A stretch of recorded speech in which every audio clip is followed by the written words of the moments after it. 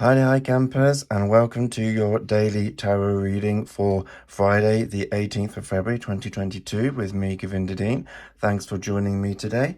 So I've got my tarot deck here, which is the the mystical manga tarot for today's reading. So let's see what these cards, what messages these cards have in store for us today. Okay, so we're going to see what energies are around us today, what we are paying attention to, and what we need to consider that we may not be considering today.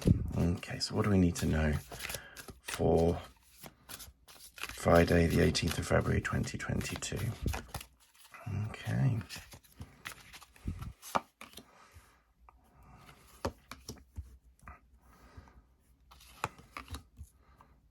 Okay, and one from the bottom. There we go. Okay, so we're starting off with the Six of Cups. Okay, so this is a lovely card to remind us of those feelings that we once had, of those embracing that happiness and that sense of, nostalgia of a time that was good, a time when we were happy. If we're thinking about a relationship or a lover, this could, be someone coming back into our lives who we've had a past connection with, someone who we've had a history with, and we have had better times with that person.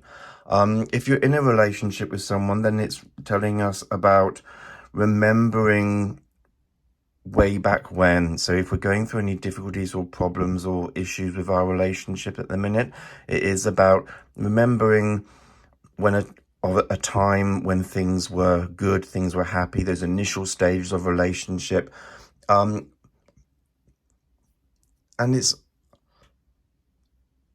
also reminding us about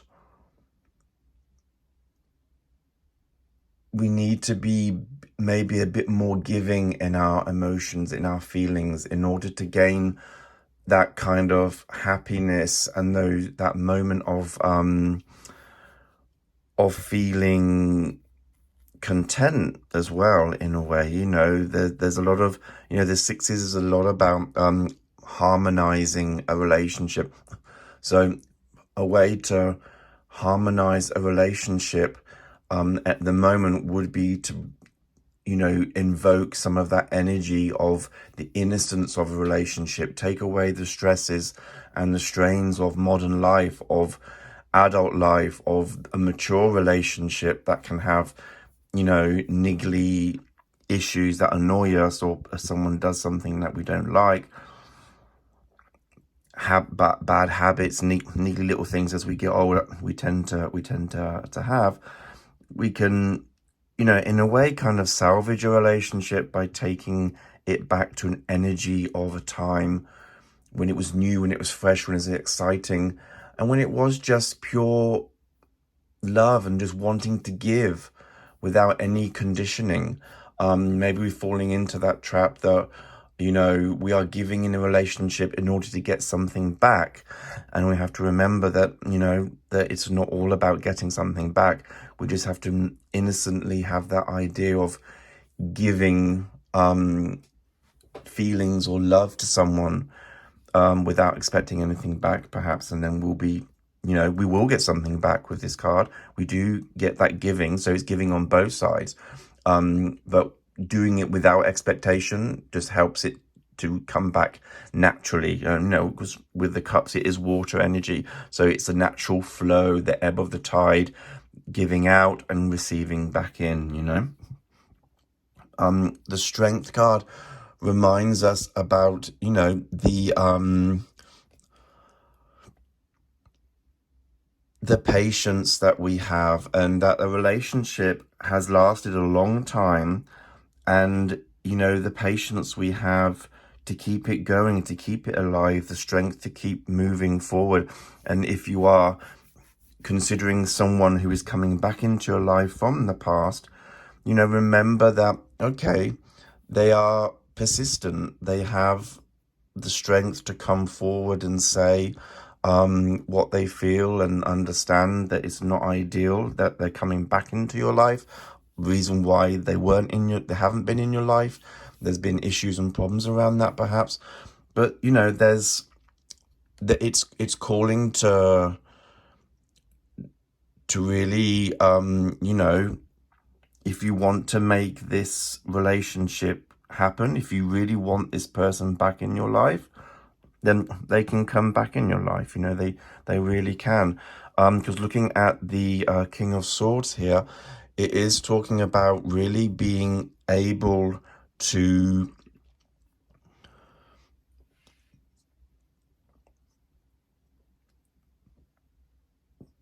draw the line.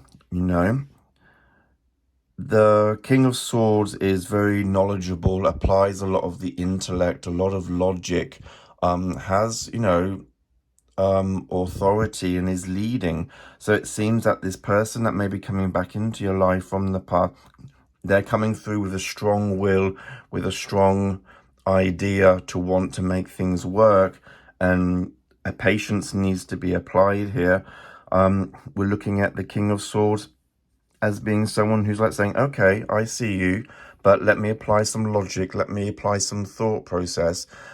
The heart is probably wanting, the emotions and feelings are probably, we're connecting to that person from the past, and we're like, oh yeah, we're remembering the good times, but we need to apply some logic here. We need to apply the mind. We need to have some intellectual engagement here. And it seems that both of you are very strong-willed. One is coming through very strong in their idea of wanting to come back, and you're very strong-willed in, this is where I am. The king is, like in a chess game, is immobile, not really going to move. So you don't really have to make a move in any way. But I think you also have to make some boundaries. With the king, it's also about having maybe some boundaries, or drawing some kind of limits, or some, rules to act by, so that you avoid being hurt again or being misled again. The court cards in Sword is all about not being misled, getting all the information up front so you can apply your logical mind rather than going with the heart. Normally with emotions and relationships, we say go with the heart, right? But the heart is taking you to a place of reminiscence. And with this person coming back into your life, we really need to apply some logic here as well.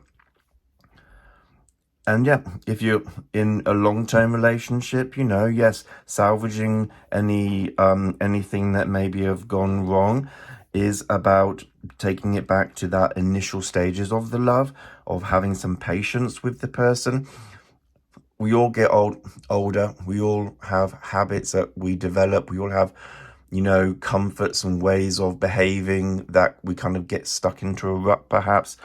And maybe, being the leader in communicating and talking about these issues, and going, you know what, I love you, I really do care for you, and I want to be together, and we need to be a bit more patient with each other with things, and maybe, like, again, draw up some guidelines as to how can we do better in our relationship. Okay, I need you to do that for me, and I can do this for you. And two-way conversation. Remember, communication is not just a one-sided view.